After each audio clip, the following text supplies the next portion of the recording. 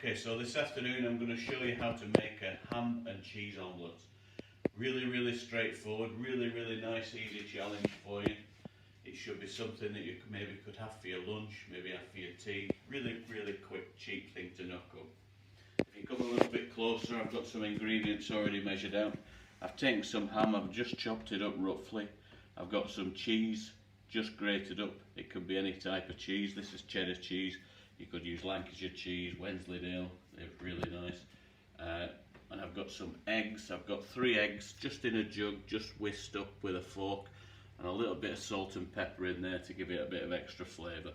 I've also got a little bit of vegetable oil here, and also a tiny amount of butter. There's probably about maybe 10 or 15 grams there, maybe not even that. On the stove I've got heating up a non-stick frying pan. Really important that it's non-stick, because otherwise our omelette's going to obviously stick to the pan and it'll be absolutely ruined. I've just started to heat the pan up gently before I've done anything, and it's important that you do get some heat into the pan, because that helps to cook the dish really quickly, because this is one of those dishes that you cook quite quickly.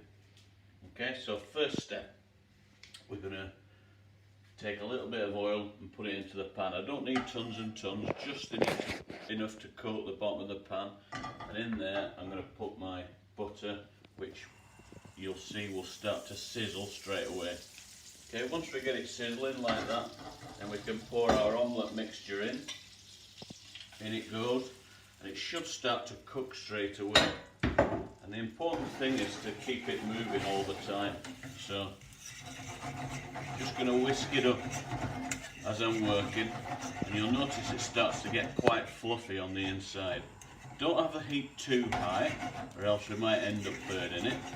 And what we wanted, ideally, is for an omelette that's sort of not got too much colour on the outside, really.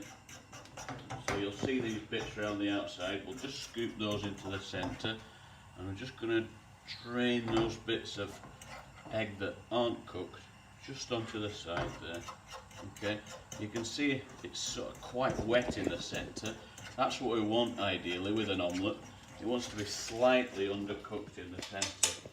Okay, so once we've got to that stage where we've got this sort of undercooked centre and the outside's cooking, then we can start to put our cheese and our ham in there.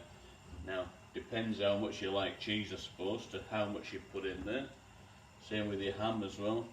Dot it all around so it's well spread out. And then we need to roll it. So this bit's really sort of can be a little bit difficult, but if you're careful, it should be sort of fairly straightforward. So all we're doing is just helping the omelette just down the pan and just rolling it into like a sausage shape almost. Okay. It's just started to break as this a little bit, but okay, and I'm just going to leave that on the heat just for a second or two,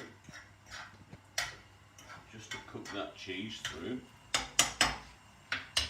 I've also got myself a plate to serve it onto. I've got myself a palette knife, and I'm just going to help it out of the pan with the palette knife. So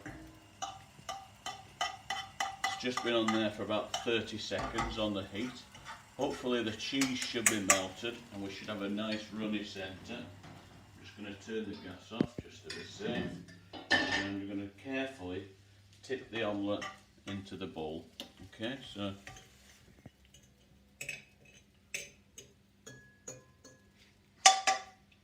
we can get rid of the pan, we don't need that any longer.